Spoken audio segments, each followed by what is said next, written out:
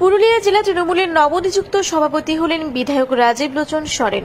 রাজ্যের বিভিন্ন সাংগঠনিক জেলা তৃণমূলের সভাপতি ও চেয়ারম্যানের নাম ঘোষণা হয়েছে। পুরুলিয়া জেলার সভাপতি হিসেবে দায়িত্ব পেয়েছেন বান্দোয়ানের দুবারের বিধায়ক রাজীব লোচন সরেন। চেয়ারপারসন হিসেবে নাম ঘোষণা হয়েছে শান্তিরাম মাহাতো। নাম ঘোষণা হতেই নবনিযুক্ত সভাপতিকে সংবর্ধনা জানালেন। পুরুলিয়ার ডিপিএসসি অফিসে কর্মী সমর্থকদের ব্যাপক উৎসাহ ও ভিড় লক্ষ্য করা গেল। নতুন দায়িত্ব পাওয়ার পর তৃণমূল সুপ্রিমো মমতা ব্যানার্জি ও সাধারণ সম্পাদক অভিষেক ব্যানার্জিকে ধন্যবাদ জানালেন তিনি। পাশাপাশি জেলার সমস্ত নেতাকর্মীদের নিয়ে একসঙ্গে কাজ করে বিধানসভা নির্বাচনে পুরুলিয়ার 9 আসন দখল করবেন বলেও জানান তিনি। ভালো লাগছে এবং পুরো জেলাটাকে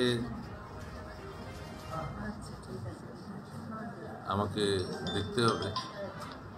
আমি কৃতজ্ঞতা জানাই, ধন্যবাদ জানাই, প্রণাম জানাই আমাদের নেত্রী মমতা বন্দ্যোপাধ্যায়কে এবং ধন্যবাদ জানাই আমাদের নেতা অভিষেক বন্দ্যোপাধ্যায়কে যে এই জেলার দায়িত্ব যেমন আমাকে দিয়েছে, সেই দায়িত্বভার কাঁধে নিয়ে সবাইকে নিয়ে আমাদের জেলার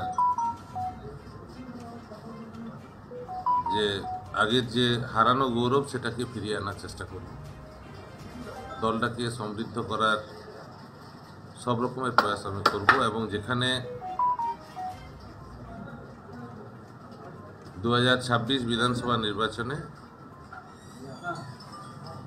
আমরা আগে যেমন ছিলাম নয় সেরকম ভাবে আমরা ফিরিয়ে আনার চেষ্টা করব।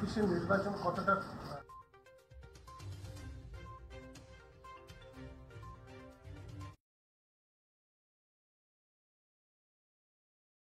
পুরা ব্লকের লধুরকা গ্রামের অদূরে অবস্থিত দৌলত পাবলিক স্কুলের দখলে থাকা বেশ কিছু জমি নিয়ে শুরু হয়েছে আইনি জটিলতা।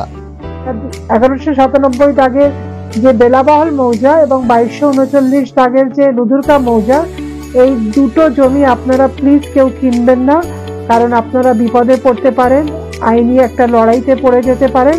জমিটা একদম ডিসপিউটেড, ফলে একটু সাবধানে থাকবেন।